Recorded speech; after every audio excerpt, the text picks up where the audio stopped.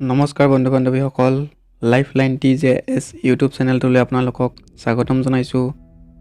আজি মই আলোচনা কৰিব ওলাইছোঁ বন্ধুত্বৰ বিষয়ে। সংসাৰৰ সকলোতকৈ ডাঙৰ শস্ত্ৰ আৰু সম্বল হ'ল বন্ধুত্ব।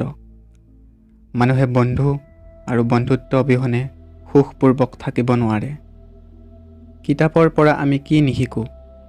জ্ঞান হওক, বিজ্ঞান হওক, ইতিহাস হওক, সকলো শিকোঁ।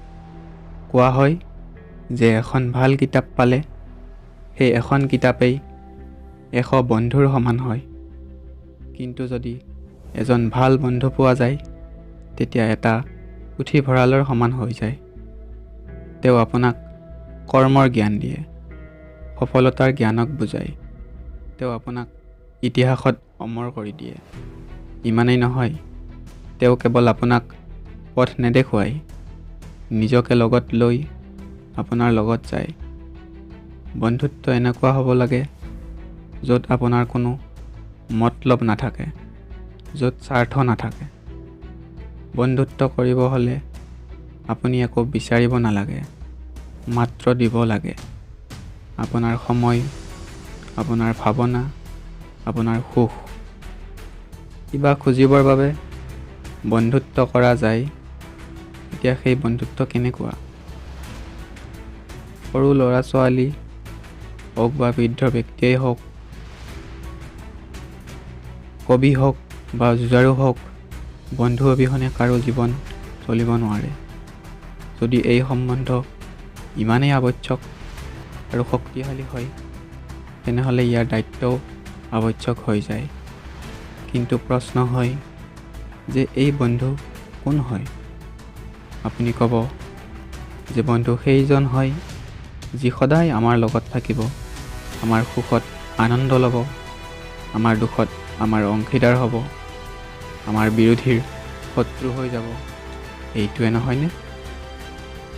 যদি আপুনি প্ৰকৃত বন্ধু হয়, যদি আপোনাৰ বন্ধুৱে অজ্ঞানতাৰ কাৰণে বা কিবা বিপাঙত পৰি কিবা অনুচিত কাম কৰিব গৈ আছে, আৰু তেতিয়া আপোনাৰ কৰ্তব্য হয় যে সকলোতকৈ প্ৰথমতে আপুনি তেওঁক সেই কামটো কৰাৰ পৰা বাধা দিব, তেওঁৰ বিৰোধ কৰিব।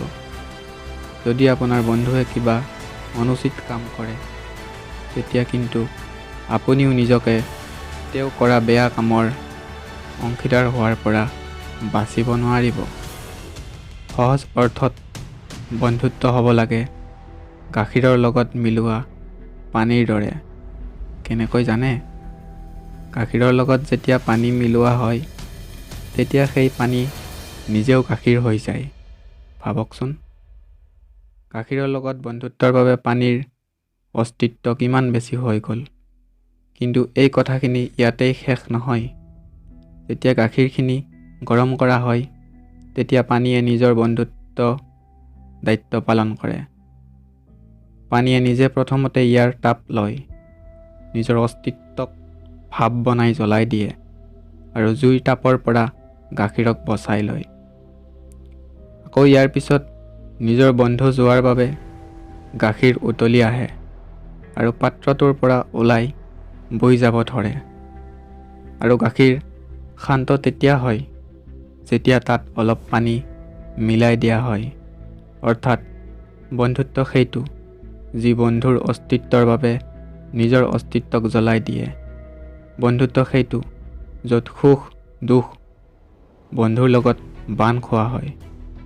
এইকাৰণে যদি আপোনাৰ জীৱনত কোনোবা ভাল বন্ধু পায়, তেনেহ'লে তেওঁক চম্ভালি ৰাখিব।